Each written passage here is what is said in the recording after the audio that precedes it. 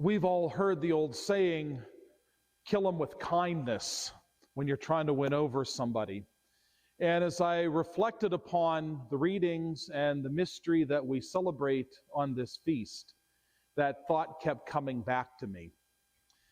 But what we do today and what we celebrate today is not killing with kindness, but rather slaying the power of death and sin and Satan by the overwhelming, gratuitous, unending, eternal love of God.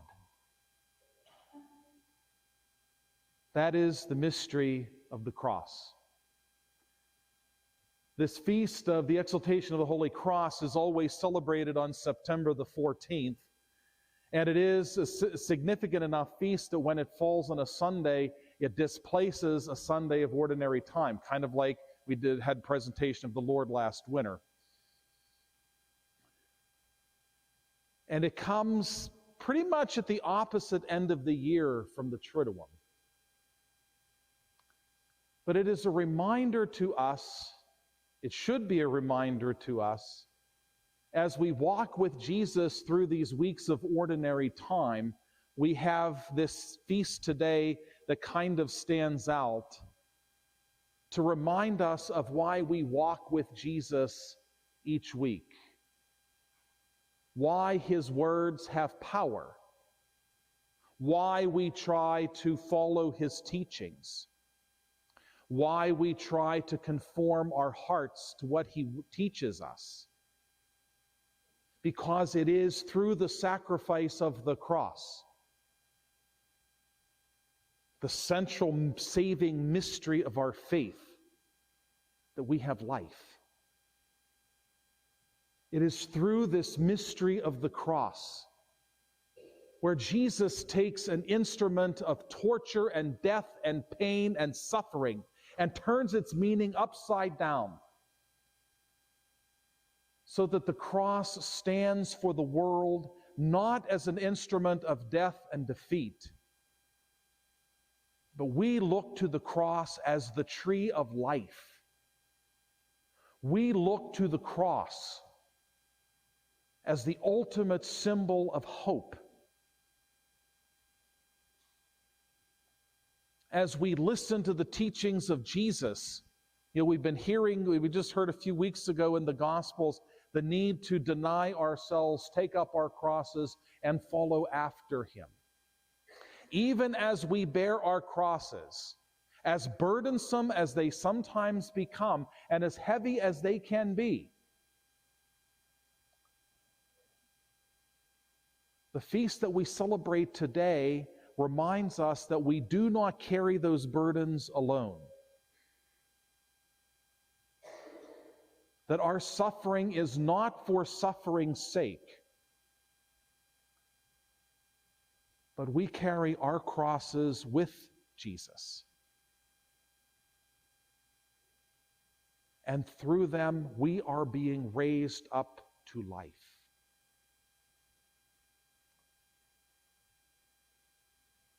When we look to the cross, we see the ultimate act of selflessness. The one perfect act of love. In the gospel today, Jesus recalls what we hear in the first reading, prefiguring what will come with him. But in that episode in the desert, as the people once again turn away from God and the serpents come among them, they recognize what they've done, how they have once again taken God's love for granted, the Israelites in the desert. We're sick of this wretched food. Well, at least you got something to eat. God is always with his people. And yet, so often, the Israelites would take the love of God for granted.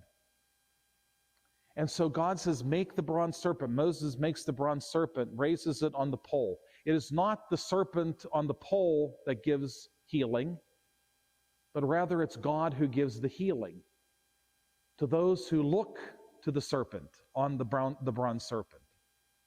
And as they look to the bronze serpent, they are mindful of how they have sinned, as God once again delivers them. When we look to the cross, we see our deliverance not from physical death, but when we look to the cross, we see our deliverance from ultimate death. We see our deliverance from the power of sin. We see our deliverance from the power of the evil one.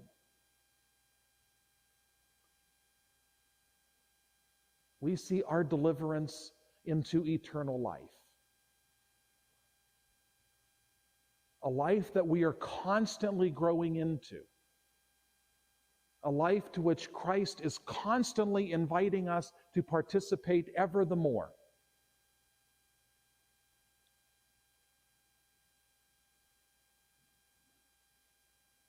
Just as in the desert, God gives Moses instructions for the healing of the people, not because they deserve it, but because God cares for his people.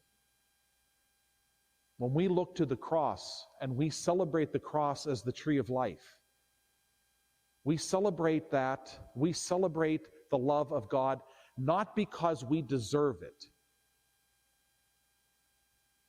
but because God's love for us knows no bounds. The overwhelming, overarching, superlative, gratuitous, superabundant love of God flows from the cross. And because of it, we have life.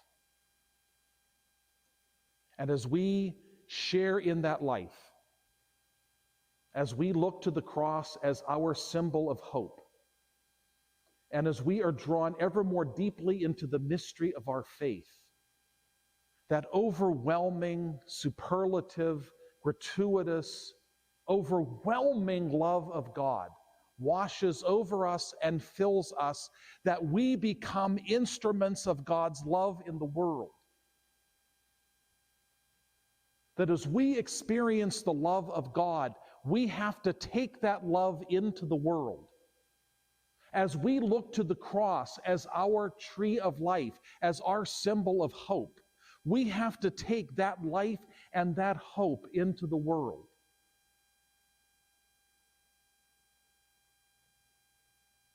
And we're reminded once again this week of how much anger and hate there is in the world. How much despair and hopelessness, how we are constantly at one another.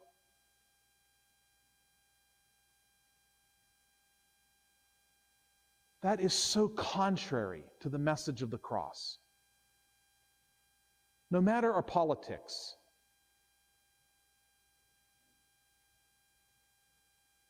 we all belong to Christ.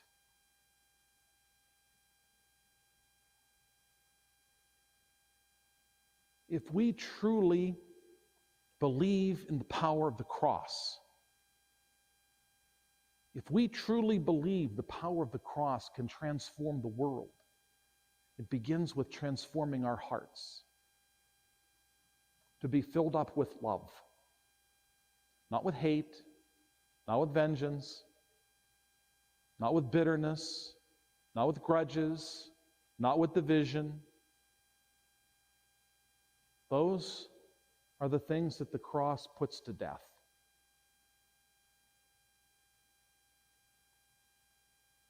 As we open ourselves to the mystery of the cross,